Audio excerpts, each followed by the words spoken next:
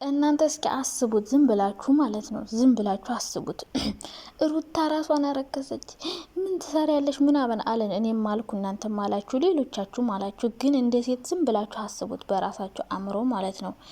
አንድ ወንድ ልጅ ብዙ ዋጋ ከፍላችሁለት ለሱ ብላችሁ ቤተሰባችሁን ጥላችሁ ትምህርታችሁን ጥላችሁ ሁሉን ነገር ትታችሁ ለሱ ብላችሁ መታችሁ ዋጋ ከፍላችሁለት የፍቅር ጥያቄ አቅርባችሁለት ከዛ ተጋብታችሁ ልጅ ወልዳችሁ ከዛ አለፍ ብሎም ሌላ ሴት ይዞብሽ ከዛ ያችን ሴት ደግሞ ትቶ መጥቶ አንቺን ደግሞ ይቅርታ ጠይቆሽ አብሮሽ ሆኑ ከዛ ደግሞ አርግዘሽለት አብሬሽ ሆናለሁ ብሎሽ ድጋሚ አርግዘሽ ከዛ የሱ ልጅ እንደተሸከምሽ ልጁንም እያሳደሽ በሆድሽም ይዘሽ ይሄ ሰው ሌላ ሴት ቀለበት ቢያስር ለሌላ ሴት አስቡት እንዴት እንደሚያናድድ።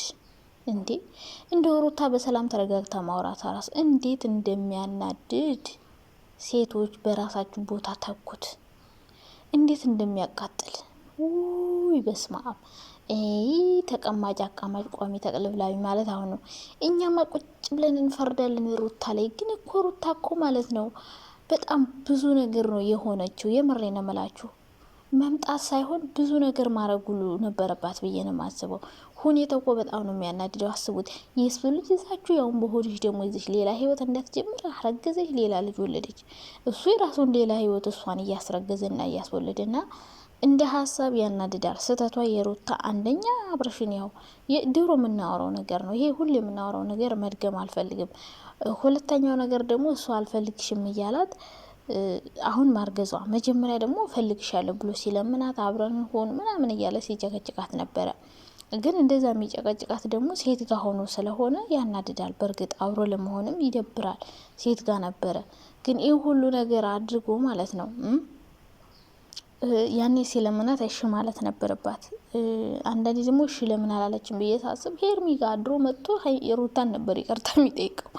ጠቅልሎ አልወጣም ነበረ። ይሄ ነገር ስለሆነ ይመስለኛል እምቢ ያለችው። ግን አሁን መለምኗ ካልቀረ አሁን አብረን ማለቷ ካልቀረ ያኔ እሺ ብለው ቢሆን ጥሩ ነበረ። ልጁም ሌላ ነገር ውስጥ አይገባም ነበረ። ሌላ ነገር ደግሞ እሱ አልፈልግሽም እያላት በመጠጥ እንትን ብላ ከዛ ከሱ ልጅ ማርገዟል። ልጅ ባታረግዝ ደስ ይላል የምር። ምክንያቱም እንደዚህ እየተጨቃጨቁ ያደገው ልጅ ምንድን ነው እንዴ? ሌላ ህይወቷን ትጀምራለች። ከሱ ጋር አንድ ልጅ ወለደች፣ ከዛ ሌላ ህይወት ትጀምራለች። እርጉዝ ካልሆነች ውሸቷን በሆነ አርግዣለሁ ያለች። እውነቷን ከሆነ በጣም ከባድ ነው። ሌላ ህይወትም ለመጀመር ይደብራል። እሱም እንግዲህ ከሄርሜላ ጋር ወይ ተዳሪ መሰረታል ወይ አብሮ ይኖራል። እሷን እየጎተተ ነው ሊሄድ የሚችለው፣ ወይ ቤት ልውሰድ ይላታል። በቃ ልጆቿ ምን ልበላችሁ ወዲያ የሆነ ጸባይ ሊኖራቸው ይችላል። እሱ ጋር ሲሆኑ ሌላ ጸባይ ይዘው ይመጣሉ፣ እሷ ጋር ሲሆኑ ሌላ ጸባይ ይዛሉ።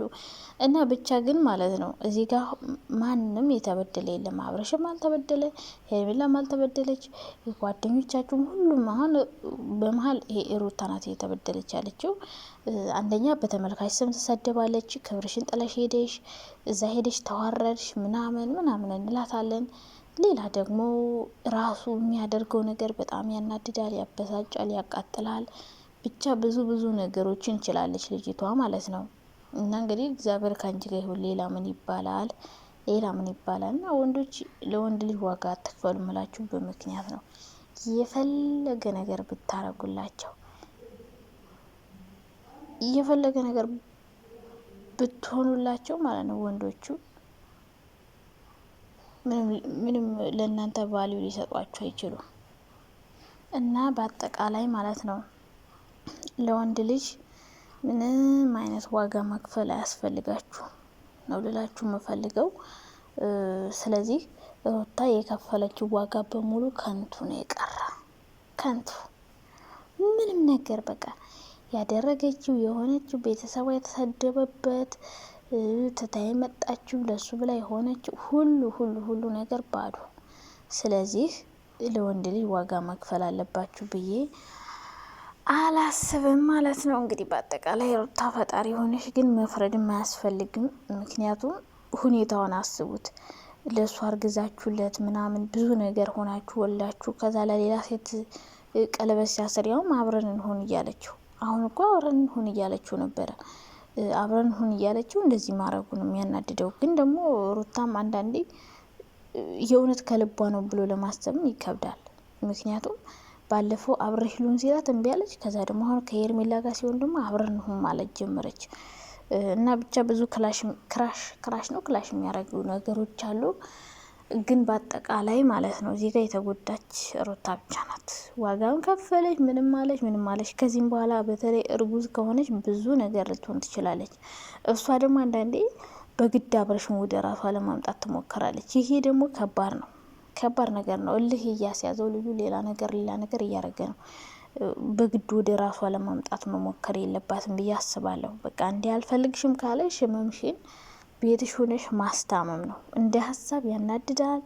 ምንም ነገር ብታረጊ ትክክል ነሽ ብዬ ነው የማስበው። ምክንያቱም አንቺን አስረግዞ ሌላ ሴት ለምደው ቀለበት የሚያስረው ወይ አርፎ መተኛት አለበት ወይ ደግሞ ያስረገዘው ልጅ ማሳደግ አለበት።